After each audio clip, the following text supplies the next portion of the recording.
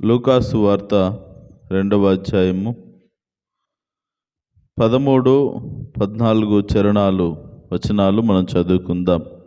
వెంటనే పరలోక సైన్య సమూహము ఆ దూతతో కూడా నుండి సర్వోన్నతమైన స్థలములలో దేవునికి మహిమయు, ఆయనకిష్టులైన మనుషులకు భూమి మీద సమాధానమును కలుగునుగాక అని దేవునికి స్తోత్రము చేయుచుండెను.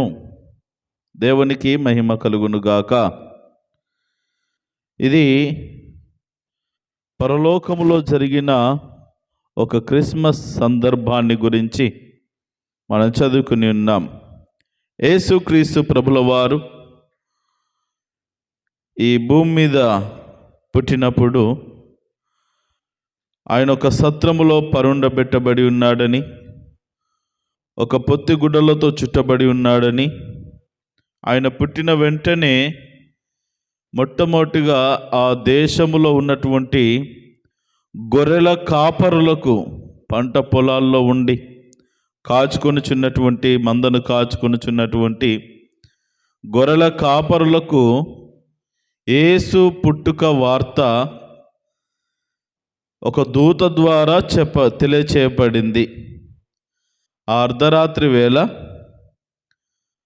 గొర్రెల కాపర్లు ఉన్నటువంటి ఆ చోట్లకు ఈ దేవదూత వెళ్ళి, ఇదిగో ప్రజలందరికీ కలగబోవు మహా సంతోషకరమైనటువంటి సువార్త, ఒక శిశువు దావీదు పట్టణమందు ఒక శిశువు మీ కొరకు రక్షకుడు పుట్టాడు, ఆ శిశువు పొత్తిగుడ్డలతో చుట్టబడి ఉన్నాడు, ఆయన మీ కొరకు వచ్చినటువంటి రక్షకుడు అని పరిచయం చేసి, మీరు వెళ్ళి ఆయనను చూసి మీ జీవితాలు ధన్యము చేసుకునండి అని ఆ దూత గొర్రెల కాపరులకు తెలియచేయుట మనం చూస్తాం.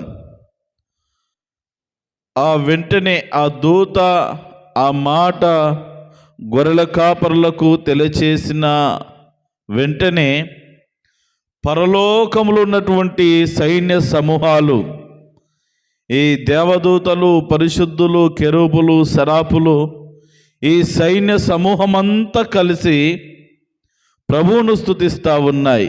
ఏమని? వెంటనే పరలోక సైన్య సమూహము ఆ దూతతో కూడా నుండి, జాగ్రత్తగా వినండి, పరలోక సైన్య సమూహములు, ఈ క్రింద ఉన్నటువంటి దూత, ఈ దూతలన్నీ కలిసి, ఈ సైన్య సమూహాలు అంటే దూత 1-2 మాత్రమే లేదు పరలోకంలో, 1-2-3 దూతలు కాదు, కొన్ని లక్షల, అసలు లెక్కలేనటువంటి సైన్యం ఉన్నది. కెరూబులు, సెరాపులు, దేవదూతలు అని 3 రకాలైనటువంటి సైన్యాలు దేవునికి ఉన్నాయి. తర్వాత 24 పెద్దలు, 4 జీవులు, ఇలా ఇంకొక సైన్యం ఉన్నది. మనము తప్పితే దేవునికి ఆరాధన చేసేవాళ్ళు ఎవరు లేరు అనుకుంటాం. మనం ఓ రోజు నిద్రపోయి, ఓ రోజు లేచి, ఓ రోజు వీలయ్యి, ఒక రోజు వీలు కాకుండా మనం చేసే ప్రార్థనలకు మనం తప్పితే ఇంకెవరు చేయరు ప్రార్థన. మనం చేస్తేనే ఆరాధన మనం అనుకుంటాము. కాదు, నువ్వు చేసినా చేయకపోయినా, నువ్వు మానుకోకపోయినా నిత్యము ఆయన పరిశుద్ధుడు, పరిశుద్ధుడు, పరిశుద్ధుడు, పరిశుద్ధుడని దివారాత్రములు మానక ప్రభువును స్తుతించేటటువంటి సైన్య సమూహము పరలోకమందున్నది. దేవునికి మహిమ కలుగునుగాక.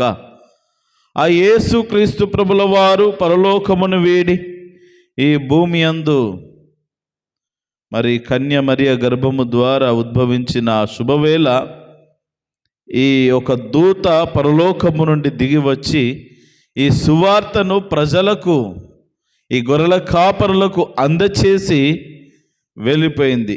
దానికి ముందుగా, ఆ దూత వెళ్ళిపోవుటకు ముందుగా జరిగిన విషయం ఏంటంటే, వాళ్ళకి తెలియజేసిన వెంటనే ప్రభువును స్తుతిస్తూ ఉన్నది. యేసయ్యను ఆరాధిస్తూ ఉన్నాయి దూతలు. పరలోక సైన్యమంతా కూడా యేసయ్యను ఆరాధిస్తూ ఉన్నాయి. మరి భూలోకములో ఉన్నటువంటి ప్రజలు ఎంతగా దేవుని ఆరాధిస్తూ ఉన్నారు, ఎంతగా దేవుని స్తుతిస్తూ ఉన్నారు, దేవునికి మహిమకరమైనటువంటి ఆరాధన చేయుచున్నారు అనేటువంటిది మనం ఆలోచించవలసినటువంటి విషయం.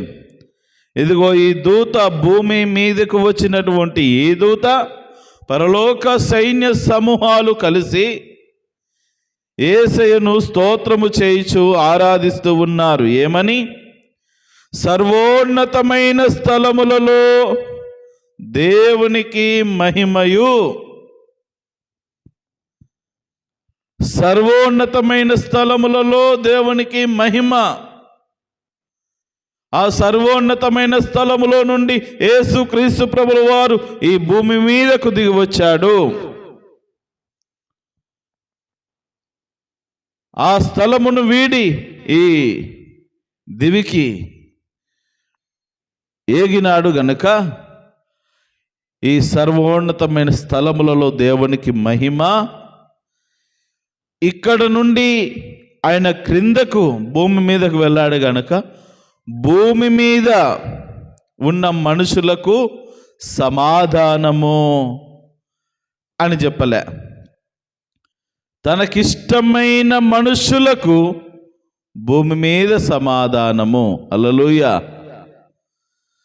తనకిష్టమైన స్థలాన్ని దేవుడు తన ప్రజల కొరకు విడిచిపెట్టి భూలోకానికి వచ్చాడు గనుక, భూమి మీదకు వచ్చాడు గనుక, మనుషుల కొరకు వచ్చాడు గనుక, పాపుల రక్షించడానికి, రక్షణ కార్యం నెరవేర్చడానికి వచ్చాడు గనుక పరలోకంలో మహిమ, ఆయనకు మహిమ. ఆ సైన్య సమూహాలు అంటున్న మాట ఏంటంటే ఆయనకిష్టులైన మనుషులకు భూమి మీద సమాధానము. ప్రేమణ దోమ బిడ్డలారా, ఎవరైతే క్రీస్తునకు ఇష్టముగా బ్రతుకుతారో,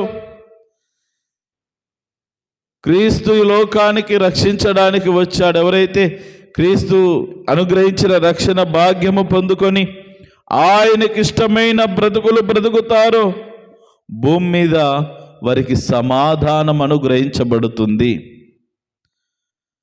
సమాధానము లేని క్రిస్మస్ కానే కాదు. కొంతమందిలో ఎన్నటికీ సమాధానం ఉండదు. క్రిస్మస్లు పోతా ఉన్నా, న్యూ ఇయర్లు పోతా ఉన్నా, గుడ్ ఫ్రైడే ఈస్టర్లు పోతా ఉన్నా, అన్ని కార్యక్రమాలు ఆదివారాలు గడిచిపోతా ఉన్నా, ఎన్నోసార్లు మరి సమాధానపడాలి, సమాధానపడు వారు ధన్యులు, సమాధానపరచబడు వారు ధన్యులు, సమాధానముగా బ్రతకాలి అని ఎన్నిసార్లు దేవుడు మాట్లాడుతున్నా చాలా మందిలో సమాధాన స్థితి రాదు, సమాధాన పడలేరు. ప్రేమణ దోమ బిడ్డలారా, సమాధానము లేని క్రిస్మస్ కానే కాదు. యేసుక్రీస్తు ప్రభుల వారు ఈ లోకానికి సమాధానాన్ని తీసుకొని వచ్చాడు. అందుకే చాలామంది ఆయన దగ్గరికి వచ్చారు సమాధానం లేని స్థితిలో. వారికి ఉన్న రోగాలను బట్టి, వారికి ఉన్న పాపభూషమైన కార్యాలను బట్టి, వారికి ఉన్నటువంటి ఆర్థికపరమైనటువంటి పరిస్థితులను బట్టి చాలామందిలో నెమ్మది, సమాధానము లేనటువంటి పరిస్థితుల్లో వస్తుంటుండగా చాలామందితో యేసుప్రభుల వారు చెప్పాడు, సమాధానము గలదానివే వెళ్ళుము. అమ్మా, నువ్వు సమాధానము గలదానివే వెళ్ళుము, నీ రోగం పోయింది పో. సమాధానము గలవాడివే వెళ్ళిపో. ఎప్పుడు యేసుప్రభుల వారు తన శిష్యులకు ప్రత్యక్షమైన మీకు సమాధానము, ఆయన సమాధానాన్ని ఈ లోకానికి తీసుకొచ్చాడు. ఆ క్రీస్తు సమాధానము నీకు అనుగ్రహించబడాలంటే నీ జీవితము క్రీస్తుకు ఇష్టముగా మార్చబడాలి. ఆయనకిష్టులైన ప్రజలకు భూమి మీద సమాధానము కలుగునుగాక అని స్తోత్రము చేయుచుండిరి అని వ్రాయబడింది. అక్కడ దేవునికి మహిమ, ఇక్కడ ప్రజలకు సమాధానం. ఎంత చక్కటి ఆరాధన! మనము మన ఇల్లు, నేను నా కుటుంబం. పక్కన దగ్గరికి వెళ్ళదు మన ప్రార్థన, పక్కనాల దగ్గరకు సమాధానం వెళ్ళదు. అందుకే క్రిస్మస్లు మారుతూ ఉన్నాయి, సంవత్సరాలు గతించిపోతూ ఉన్నాయి, కానీ మన బ్రతుకులు మారడం లేదు. అయితే జ్ఞాపకం చేసుకుందాం. ఇక్కడ ఇదిగో వ్రాయబడినటువంటి మాట, సర్వోన్నతమైన స్థలములలో దేవునికి మహిమ, తనకిష్టమైన ప్రజలకు భూమి మీద సమాధానం. అక్కడ మహిమ, ఇక్కడ సమాధానం. ఇక్కడ సమాధానము నువ్వు అనుగ్రహించబడాలంటే, క్రీస్తు సమాధానము నువ్వు పొందుకోవాలంటే క్రీస్తుకి ఇష్టముగా నువ్వు బ్రతకాలి. ఆయనకిష్టులైన మనుషులకే భూమి మీద సమాధానం.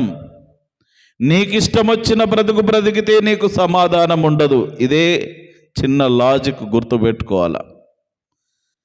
నీకిష్టం వచ్చిన బ్రతికితే నీకు సమాధానము దేవుడు ఇవ్వడు, కానీ దేవునికి, క్రీస్తుకు ఇష్టమైన బ్రతికినట్లయితే నీకు సమాధానం అనుగ్రహిస్తాడు అనేటువంటి విషయాన్ని ఈ రోజున మనము గుర్తించి క్రీస్తు సమాధానాన్ని మనం పొందుకోవాలి.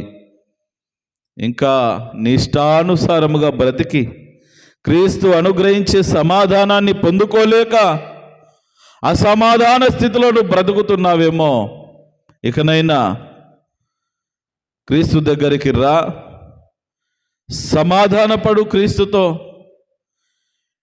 నువ్వు కలిగి ఉన్నటువంటి పాపభూయిష్టమైన కార్యాలను విడిచిపెట్టి క్రీస్తుతో సమాధానపడు. క్రీస్తు అనుగ్రహించు సమాధానాన్ని పొందుకో. అలా పొందుకోవాలంటే క్రీస్తుకు ఇష్టమైన బ్రతుకు నువ్వు బ్రతకాలి. క్రీస్తుకి ఇష్టముగా బ్రతుకు, క్రీస్తు అనుగ్రహించు సమాధానాన్ని పొందుకో. అప్పుడు దేవుడు నీ జీవితాన్ని సమాధానముగా మార్చివేస్తాడు. అట్టి స్థితిని దేవుడు మీకెల్లరికి అనుగ్రహించి